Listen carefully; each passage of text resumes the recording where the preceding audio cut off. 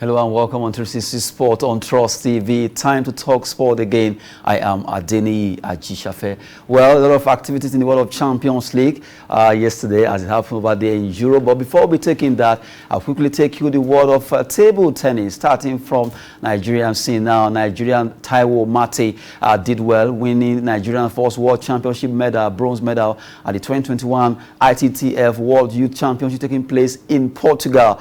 He was able to play in the boys doubles as he won alongside the Russian player there. Taiwo Mate was able to do well, and right now we are celebrating this young lad who is now the first Nigerian to win a bronze medal in the ITT, that is International Table Tennis Federation junior category over there in Portugal. Now Nigerians are celebrating this young man for the feat he has achieved in table tennis. Away from table tennis, we talk about football in the local scene, where the MKO Abiola Stadium will be the place, the hosting stadium for the 4 invitational teams that will be playing in the Invitational Cup. Talking about the Presidential Cup as it's being tagged right now. Daniel Amokachi, the bull, mooted this idea alongside Federal Minister of Youth and Sport, and possibly it will be starting on Thursday, according to Daniel Amokachi. The 4 teams, Aqua United, Kano Pillars, Lobby Stars and Sunshine Stars of Akure, will be the team that will be opening the pitch. The pitch that was just being delivered, renovated by Alhaji Dangote. Now, those 4 teams will be playing football in that pitch. If everything goes well on Thursday, this particular competition for team invitational tournament will start on Thursday and end on Sunday thereabout. So good one there, at least for to launch that particular stadium, MKO Abiola Stadium football pitch. Good one there. And now we go to the big one of the day, the UEFA Champions League. And I have with me in the studio in the person of Peter Olawale to talk about UEFA Champions League. Good to have you. It's pleasure to be here, Adeni. Good morning. Now let's look at matches that was played yesterday in the UEFA Champions League. So many matches. Now let's look at Group A, the result, and the table vice versa. Let's look at the Group A result now, where we have Group A now. We have Group A where PSG was able to win against Club Brugge 4-0. Kylian Mbappe scoring 2 goals in the first half. Messi was able to score each of these goals in first half and the second half. 4-1 against Brugge, while Leipzig made it 2-1 against Manchester City. Szoboszlai and Andre Silva making it 2 goals, while Mahrez returning 1 for Manchester City. Now the table there, Man City. Although before we look at the table, let's look at the result first.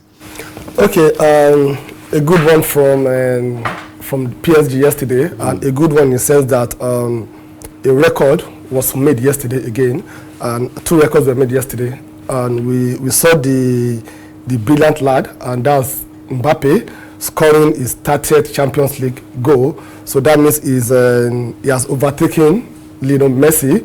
Lionel Messi had the record of 30 goals in Champions League at the age of 23, but Mbappe, he scored his own at the age of 22. So a good one for him. That will motivate him and motivate the team. And also Lionel Messi also, before the match, he has 756 career goals. So he scored 2 penalties yesterday. 2 goals. 2 goals yesterday through the penalty. So that's made him 758, a goal above Pele. So that means he's still trailing behind Ronaldo, who had 801 career goals.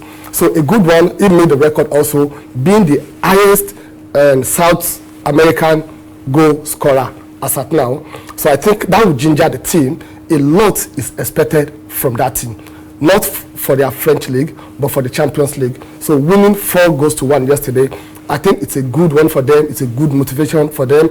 And it also brings to an end the rumor that they are having a dressing room issue. That's Pochettino and Messi and his gang concerning his tactics. So they all went out yesterday. Even without Neymar playing, Di Maria was on pitch yesterday, and we saw all what they did. So a good one for them yesterday. Now Leipzig defeating Manchester City despite the array of stars in that team. Nobody saw that coming, because you look at, okay, we know that Man City they've qualified. They just want to play for pride, but not at the hands of Leipzig.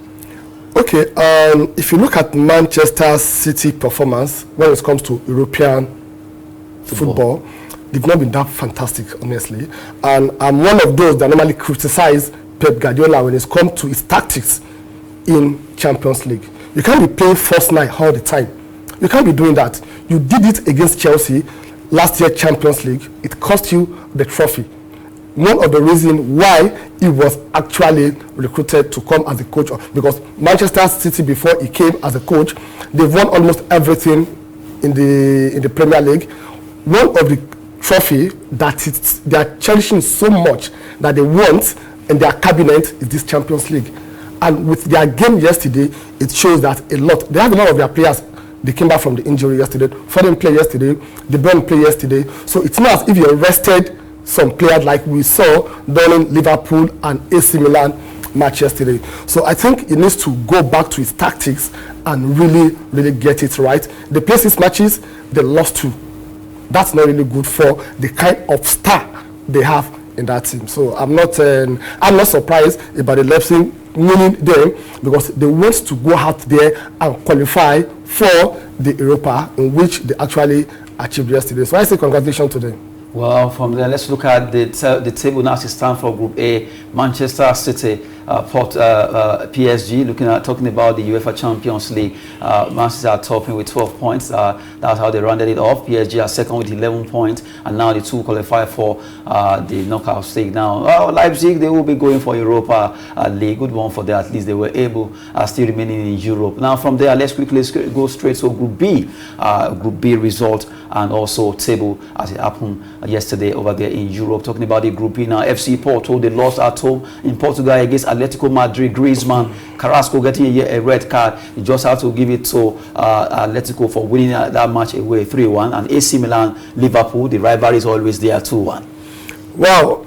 what a cracker yesterday, and between the AC Milan, Liverpool, and FC Porto and Atletico Madrid. It's more like a final before final. So that's between Porto and Atletico Madrid. They went to Porto and they did the impossible, because yesterday we were like, oh, there's no hope for Atletico Madrid again, but the spirit, the determination that no, we are still whom we have despite whatever we are going through. So they went there, discipline, their tactics, they got it very right. So it's a very good one for the Atletico Madrid, and I can't imagine a Champions League without having Atletico Madrid in the last of 16, because they've been very consistent for the past few years. So a very good one for them, and I'm happy because they really deserve to be there. Now Liverpool AC Milan, the rivalry has always been there, both in the finals and now yesterday Liverpool actually carried a 2-1. Good one for that team. Yeah, it's like a repeat of what happened in 16 years ago. That was in Istanbul, when they came back from 3-0 to have their days. So I say a good one for the Liverpool. It shows the depth of the team they have. They only play 3 regular players yesterday. That's Mane, Salah, and Origi. That's called. Others are new teams. Some are having their first match for the Liverpool. And, the fact that they were able to win all their matches, that shows really Liverpool are making statements in this Champions League. So not that they want all their matches. They set a record. The first English team, the first English team to win all their 6 matches at the group stage of Champions League. Nobody has ever done it. They did it yesterday. So if they should continue with this form, and I think they are a team to watch for the final.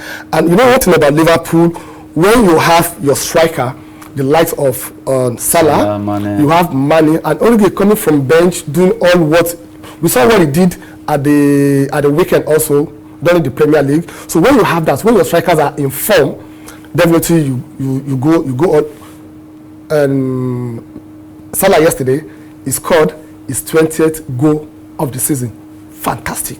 So if they keep this pace, I think they are a team to watch in the final. Hopefully, let's see what Liverpool will do in their knockout stage. They are now for the group stage. They really did well, winning all their matches. And now let's look at the table as it stands in the Group B, UEFA Champions League Group B. Liverpool, they ran away with it. 18 points, 6 matches, 3 points. They got all the points. Atletico Madrid second, 7. FC Porto, so painful for them. They will at least scale through. For AC Milan, shocking. But right now, that's football. You can never predict it at the beginning of the group stage. You can't just pick 2 teams.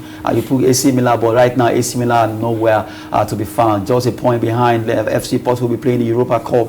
Atletico Madrid, they actually managed to come second, and now they are through to the next, talking about the knockout stage. Well, let's look at Group C quickly. Group C, the UEFA Champions League Group C result, where Ajax, they did well against Sporting Lisbon, 4-2. Gomez de Santos, Ramos, Dos Santos, Neres Campos, the Guiz all scored for Ajax. And you have Borussia Dortmund. It was a 5-0 against Besiktas, where they did so well. MKO scoring 2, Haaland also scoring 2 in that particular encounter. Borussia Dortmund at the Signal Iduna Park, they showed their class yesterday in that match. In fact, you just have to give it up to that Haaland. He has really done well too, really trailing. I think the way it's going now, we're going to be seeing Mbappe and Haaland as Messi and Ronaldo, the way it's going. Definitely. I see that in the next 1, 2, 3 years going, if they keep the form they have also. And I think it's one of the reasons why Mbappe is trying to leave PSG.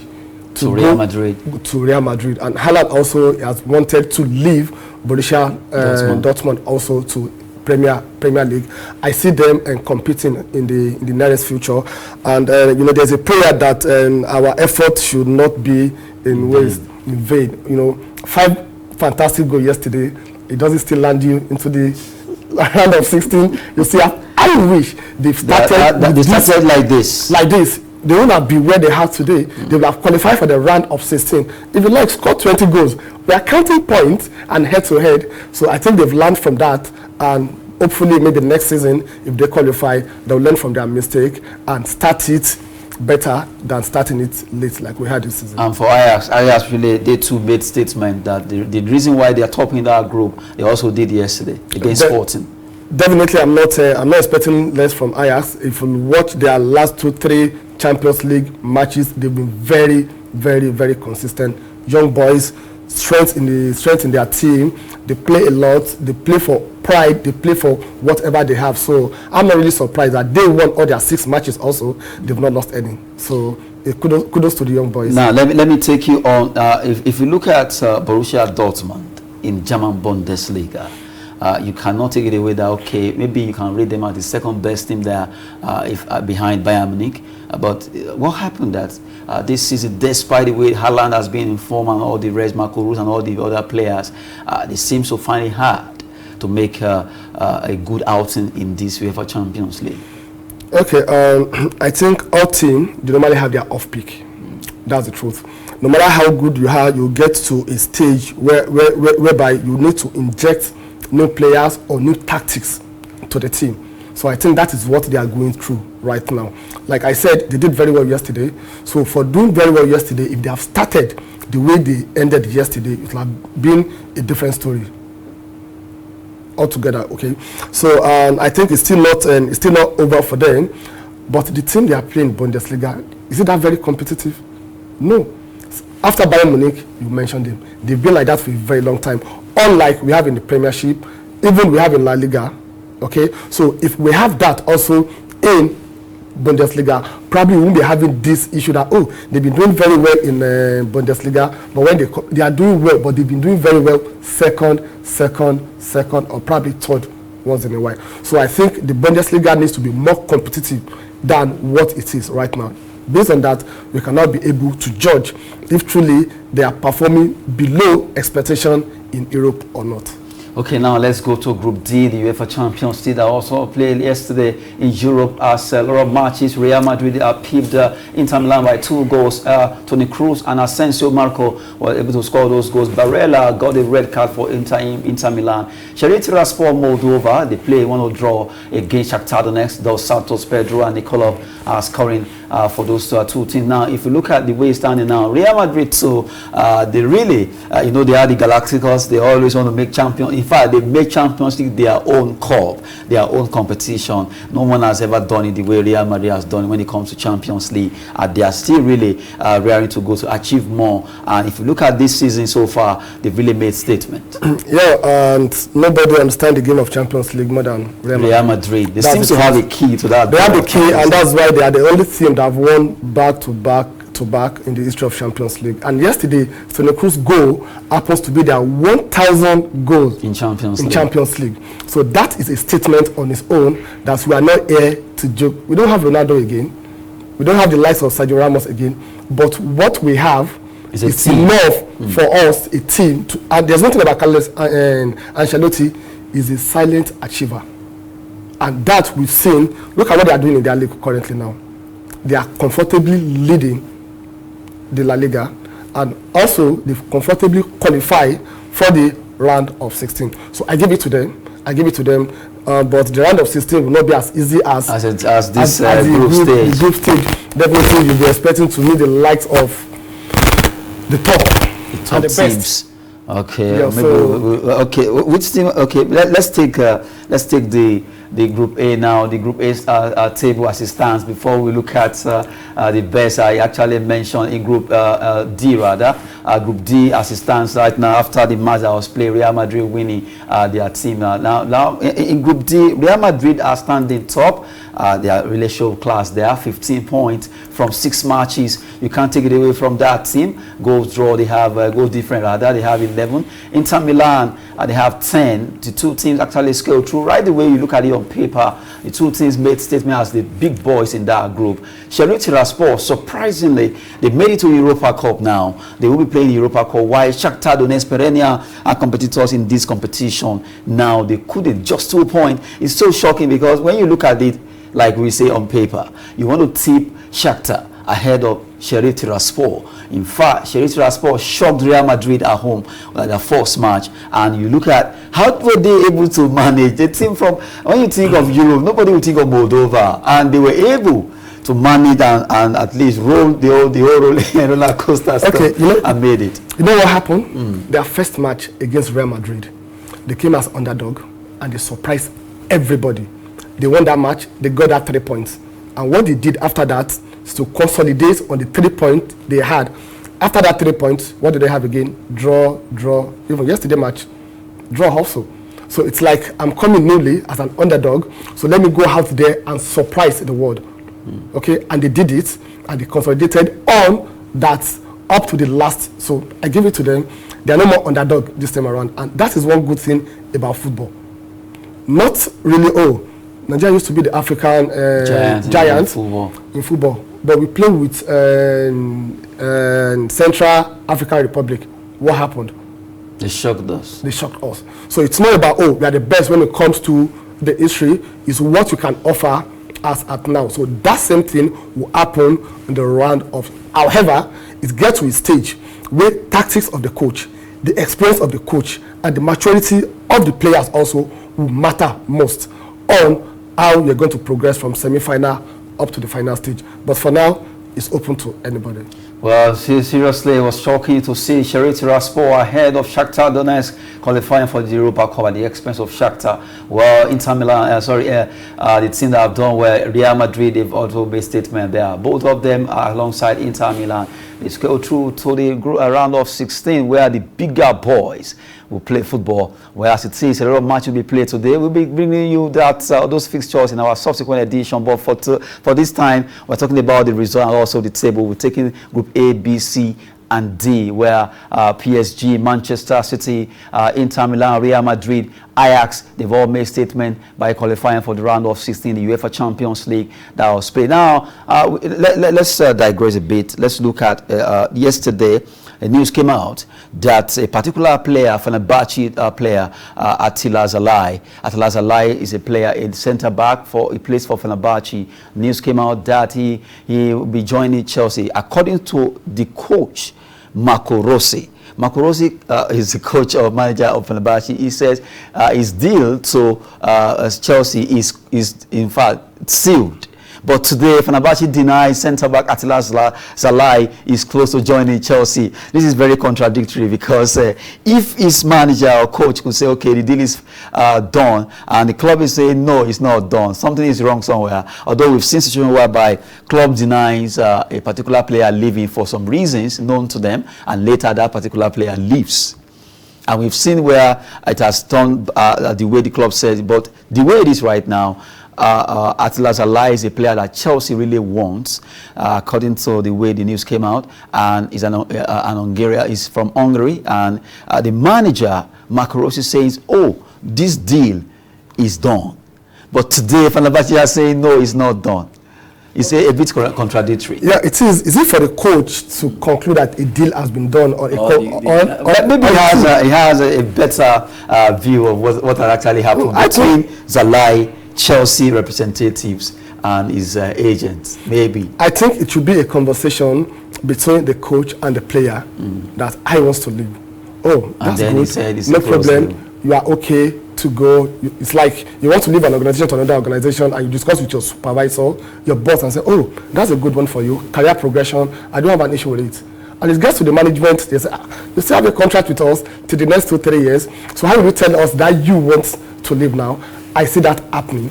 However, and we've seen that in a game of football for a very long time, in a situation whereby the player would now want to force. At least it happens to us as well. Then we get a lot of players. We will have Lescott, Everton to Man City also. I hope that they will be able to resolve, because this is very embarrassing, from the same club.